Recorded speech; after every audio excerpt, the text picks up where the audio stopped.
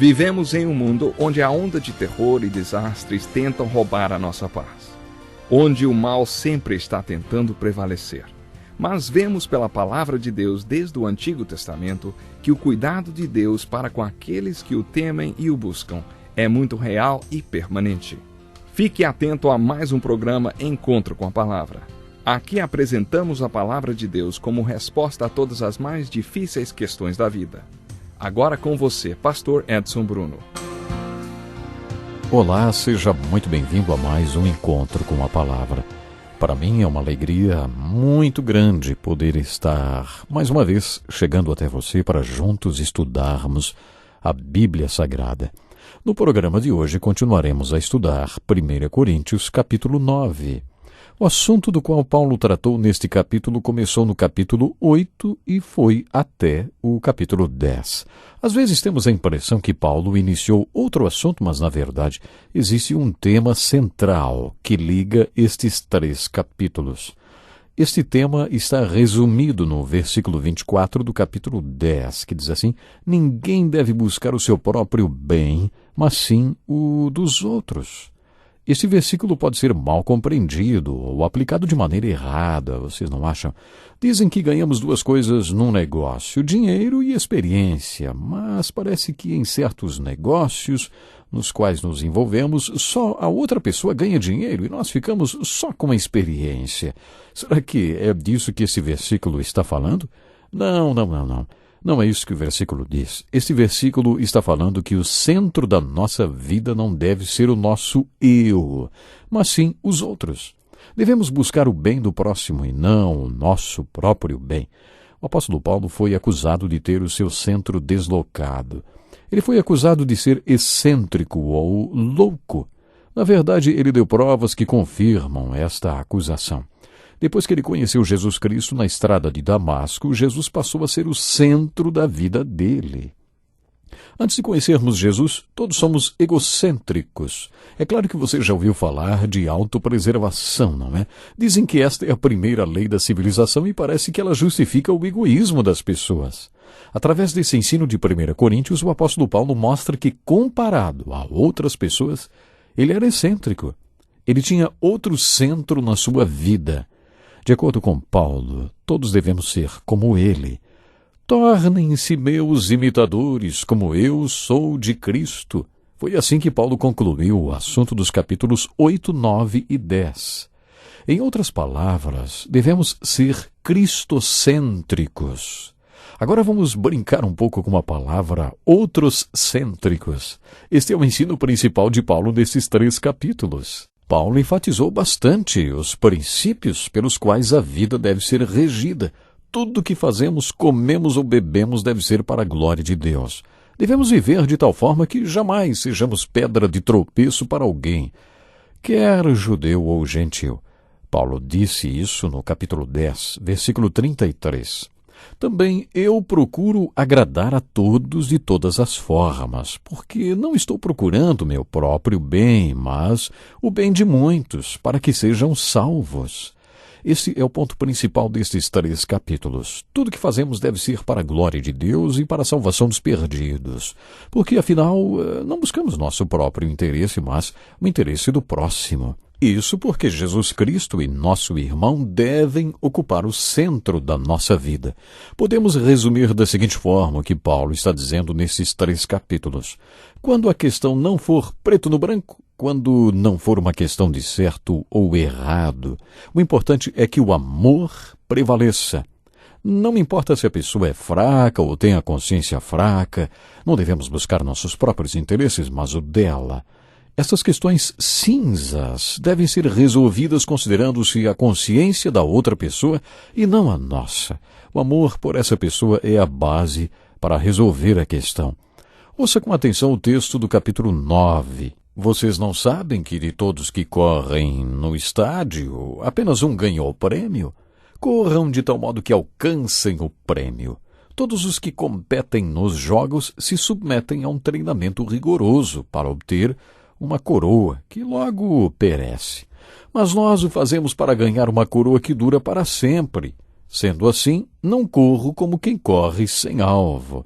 E não luto como quem esmurra o ar, mas esmurro o meu corpo e faço dele meu escravo, para que, depois de ter pregado aos outros, eu mesmo não venha a ser reprovado. Paulo se referiu a modalidades esportivas do seu tempo para ilustrar o que estava falando. Vamos aproveitar a ilustração de Paulo. Imagine uma corrida de 1 quilômetro e os corredores todos preparados para largar, todos concentrados no alvo, na linha de chegada. Cada um desses atletas com apenas uma visão, a linha de chegada. Se todos estiverem empenhados, darão de tudo para ganhar a corrida. Eles devem estar concentrados e administrar toda a energia que têm. Nenhum deles vai querer gastar toda a sua energia nos primeiros metros de corrida e ficar esgotado nos últimos metros antes da linha de chegada. Eles têm de ser estratégicos e administrar bem suas energias. Paulo fez a aplicação dos versículos 19 a 23 no seu ministério. Ele sabia o que estava tentando fazer. O seu objetivo era evangelizar todo mundo de todo mundo. Quando ele disse, faço tudo isso por causa do Evangelho, ele sabia que essa era a sua missão e alvo. A fim de atingir o seu objetivo, ele se ajustava estrategicamente. Se tornar judeu para os judeus, fraco para os fracos, sem lei para os que não viviam sob a lei. Faço tudo isso por causa do Evangelho, ele disse. A seguir, ele fez outra ilustração usando uma terminologia esportiva. Talvez ele tenha sido atleta quando jovem. Várias vezes ele usou a figura de um atleta. Ele mencionou os jogos e a corrida. Paulo estava falando sobre correr a corrida que foi colocada diante dele, da vida para a qual foi chamado para viver em Cristo, por Cristo e para Cristo. Ele estava correndo para ganhar. No final de sua vida, ele pôde afirmar, olha, combati o bom combate, terminei a corrida, guardei a fé. No final de sua vida, ele usou a figura de uma corrida como um alvo a ser conquistado e afirmou em 2 Timóteo, capítulo 4, combati o bom combate, terminei a corrida, guardei a fé. Agora me está reservada a coroa da justiça que o Senhor justo juiz me dará naquele dia, e não somente a mim, mas também a todos os que amam a sua vinda. No capítulo 9 de 1 Coríntios, ele também usou a figura de uma corrida, dizendo, corram de tal modo que alcancem o prêmio. Sendo assim, não corro como quem corre sem alvo. Ele disse isso no início do seu ministério, quando era jovem. Ele afirmou que não correria de qualquer jeito e não lutaria como quem esmurrava o ar. O lutador de boxe luta com estratégia, não luta de qualquer jeito.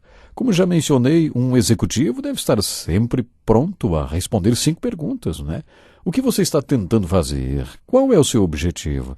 Quais são suas oportunidades? Quais são os seus recursos? Qual é o seu plano ou sua estratégia para aplicar o seu recurso, as oportunidades que tem, para atingir os objetivos e finalizar o que pretende fazer e então cumprir sua missão? O boxeador sabe exatamente o que está fazendo e não dá socos no ar. Para que ele seja o campeão, terá que cumprir seus objetivos, alcançar sua visão, cumprir sua meta. Ele observa o inimigo e os pontos fracos dele e descobre quais são suas oportunidades, suas chances, seus recursos. Depois decide que estratégia vai usar na luta. A seguir, coloca seu plano de luta em ação, usa sua estratégia para aplicar seus recursos, as oportunidades que tem, a fim de alcançar os seus objetivos, atingir sua visão e cumprir a sua missão, que é ser um campeão. Paulo também usou a figura de um corredor. Poderíamos usar a figura de um jogo de futebol.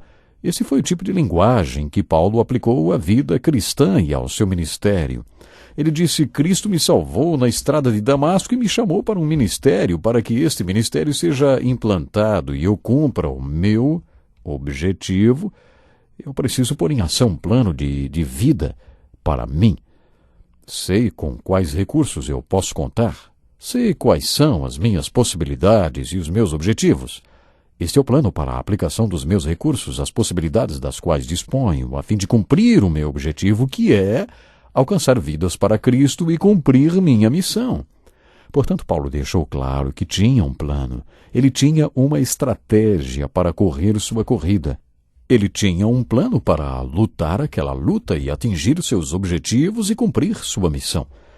Da mesma forma que o atleta se submete aos treinos e a uma disciplina rígida, eu faço a mesma coisa. Não quero chegar ao final da corrida, depois que enganjei outros corredores na disputa, e descobrir que eu fui desclassificado.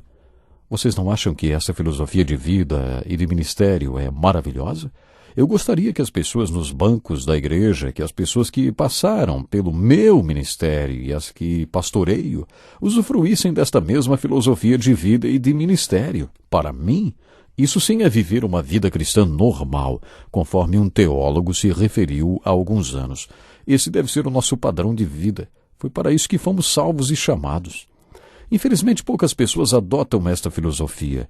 Nem mesmo nos bancos da igreja encontramos pessoas que pensam desta forma. Imagine como Deus seria glorificado, Cristo seria exaltado e a grande comissão seria cumprida se mais crentes adotassem esta filosofia que o apóstolo Paulo apresenta nestes versículos. Paulo estava na corrida para ganhar. Ele estava na corrida visando a linha de chegada. Eu acho maravilhosas as palavras que ele utiliza lá em 2 Timóteo, capítulo 4, né? As palavras de um vencedor, as palavras daquele que estava na corrida e tinha atravessado já a linha de chegada. Combati o bom combate, terminei a corrida, guardei a fé. Agora me está reservada a coroa da justiça que o Senhor, justo juiz, me dará naquele dia. E não somente a mim, mas também a todos os que amam a sua vinda. No finalzinho do programa de hoje eu pergunto para você, meu ouvinte, tem você também um alvo traçado? Está você também visando a linha de chegada? Não adianta correr e aí ficar pelo caminho. O conselho de Paulo é: corram de tal modo que alcancem o prêmio. Corram de tal modo que alcancem o prêmio. Palavras maravilhosas esta, né? Ele afirmou que não correria de qualquer jeito, não lutaria de qualquer maneira, não esmurraria o ar. Ele tinha entrado naquela corrida para vencer.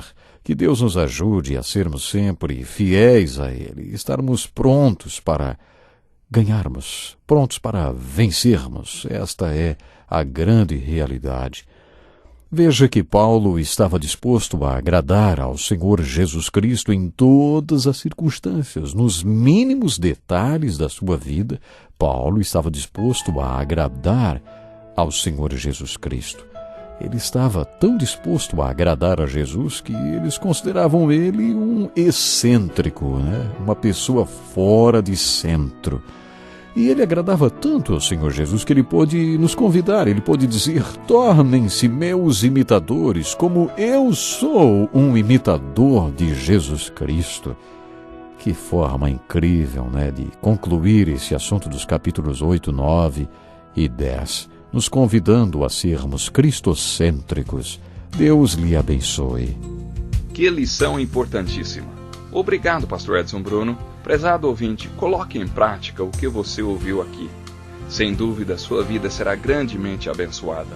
Este é um estudo escrito pelo Dr. Dick Woodward, na voz do pastor Edson Bruno. Escreva-nos e solicite o material. Nosso endereço é Encontro com a Palavra, Caixa Postal 2011, CEP 89201-970, Joinville, Santa Catarina. Até o nosso próximo Encontro com a Palavra.